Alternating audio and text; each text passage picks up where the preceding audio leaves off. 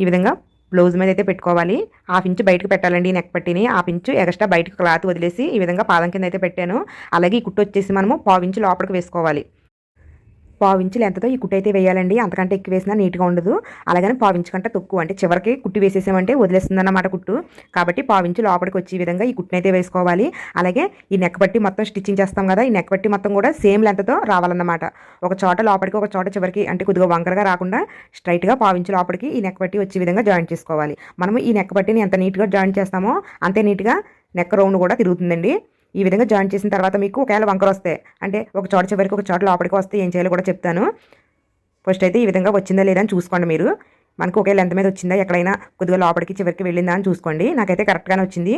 ఒకవేళ మీకు వస్తే కనుక అంటే కొత్తగా టైలరింగ్ నేర్చుకున్న వాళ్ళకి వస్తుందండి. ఏంటంటే వాళ్ళు టైలరింగ్ ఇంకా అనుభవం పెరగదు కాబట్టి వాళ్ళు క్లాత్ని పట్టుకుంటూ ఒకే లెంత్ మీద కుట్టు వేయడం అంటే కొద్దిగా ఇబ్బందిగా అనిపిస్తుంది.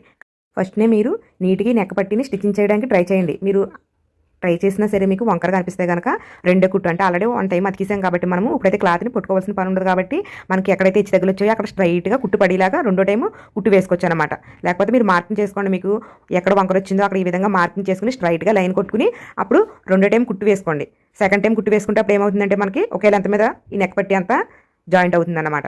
ఈ విధంగా జాయింట్ అయిన తర్వాత మనకి రౌండ్ తిరిగే చోట అంటే ఫ్రంట్ బ్యాక్ నెక్లకి రౌండ్ తిరిగే చోట చిన్న చిన్న కట్స్ దగ్గరగా పెట్టుకోవాలి. ఈ కట్స్ కూడా మనం వేసిన కుట్టు ఉంటుంది కదా, ఆ కుట్టుకి బయటే కట్స్ పెట్టుకోవాలండి. ఆ కుట్టు దాటకూడదన్నమాట.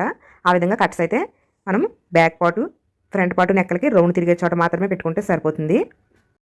ఈ విధంగా కట్స్ పెట్టుకున్న తర్వాత మనకి అడిగి వైపునైతే ఈ విధంగా వస్తుంది కదా, చూడండి. ఈ కొచ్చులు వచ్చేసి నెక్క పట్టి మీద మడత పెట్టేయాలి. తర్వాత మనము ముందుగా వదులుకున్న హాఫ్ ఇంచుని ఈ విధంగా మడత పెట్టేయాలి.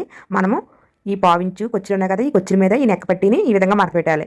మనకి ఈ కొచ్చులు ఎంత వెడల్పు ఉన్నాయో నెక్ పట్టి కూడా అంత వెడల్పుతో వస్తుంది. చూడండి, మనం ఈ కొచ్చుల్ని హాఫ్ ఇంచుకి పెట్టుకుంటే హాఫ్ ఇంచ్ వస్తుంది, పావించి పెట్టుకుంటే పావించి వస్తుంది. కానీ మనకి పావించి మాత్రమే రావాలండి, అంతకంటే ఎక్కువ రాకూడదు. అలాగే ఈ మడత వేసి కుట్టు వేయాలి కదా, ఈ కుట్టు వచ్చేసి మనం బ్లౌజ్ మీద కానీ ఈ నెక్ పట్టి మీద కానీ పడకుండా రెండాట్లకి మధ్యన గాడిలో పడాలి. చూడండి, నేను మార్కింగ్ చేశాను కదా, ఈ రెండాట్లకి మధ్యలో పడే విధంగా కుట్టు వేసి